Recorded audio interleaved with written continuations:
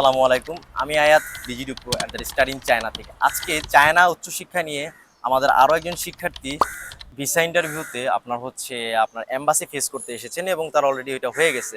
তো আমরা তার থেকে আজকে জানবো তার এই সব কিছু পুরা জার্নিটা কেমন ছিল এবং এই অনুভূতিটা তার থেকে জানার চেষ্টা করব এবং ডিজিডি প্রোকে সে সবার সামনে কীভাবে রিপ্রেজেন্ট করতে চায় একজন শিক্ষার্থী হিসেবে অন্যান্য সকল শিক্ষার্থীদের কাছে, সেটা হচ্ছে আমরা তার থেকে জানার চেষ্টা করব। ভাই, আপনার পরিচয়টা দিয়ে শুরু করুন। ভাই, আমার নাম হচ্ছে মোহাম্মদ আসানুল হক জুয়েল। আমি ব্যাচেলর অফ সায়েন্স কমপ্লিট করেছি institute of science trade and technology থেকে। এখন আমি চাইনিজ ল্যাঙ্গুয়েজ প্রোগ্রামের জন্য চায়না যাচ্ছি ডিজে এডুকেশন প্রোর সাহায্যে। ডিজে এডুকেশন প্রোকে আমি অনলাইন প্ল্যাটফর্মের মাধ্যমে পেয়েছিলাম আরও 1 বছর আগে।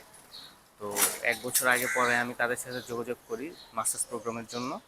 পরে তারা আমাকে সব ধরনের হেল্প করে থাকে, যত ধরনের সার্ভিস আছে সব কিছু A to Z আমাকে বোঝায়। তাদের সাথে কথোপকথন বলে আমার খুব ভালো লেগেছে এবং ক্লিয়ার হতে পেরেছি সব কিছু বিষয় নিয়ে।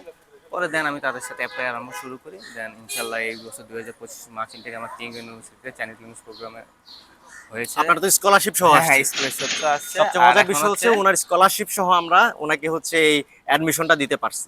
আজকে হচ্ছে আমার ভিসা অ্যাপ্লিকেশন ইন্টারভিউ ছিল। ইনশাল্লাহ আলহামদুলিল্লাহ অনেক ভালোভাবে কমপ্লিট হয়েছে। আর ডিজিটাল পরে ভাইয়াও আমাকে অনেক হেল্প করেছে। এই আর কি, এখন হচ্ছে আমি পাসপোর্ট জমা দিতে যাবো। ইনশাল্লাহ খুব শীঘ্রই আমার ফ্লাই হবে, এটা আশা করি আমি। ইনশাল্লাহ অবশ্যই আমরা ওনাকে কংগ্রাচুলেশন জানাই। এছাড়া আপনি অন্যান্য যারা শিক্ষার্থী যারা ভবিষ্যতে চায়না উচ্চশিক্ষার জন্য আপনার চায়নায় যেতে চায়, তাদের কাছে আপনি ডিজিডি প্রো অ্যাট দ্য স্টাডি ইন চায়নাকে কীভাবে রিপ্রেজেন্ট বা রিকমেন্ড করবেন?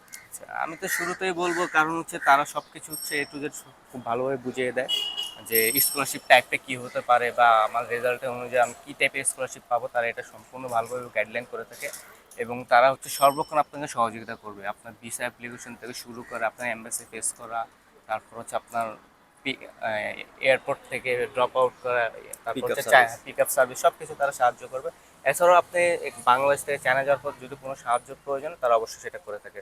তো সব কিছু মিলে আমার মনে হচ্ছে ডিজি এডুকেশন প্রোকে আপনারা অবশ্যই যদি ফিউচারে চায়না যেতে চান, অবশ্যই আপনারা এটাকে সাহায্য নিতে পারেন।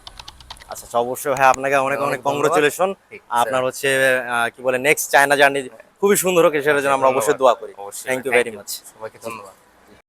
I don't ever slow up, no I don't take shit. I got no love for the fakeness. If you wanna play tough and wanna hate this, I'll always show up.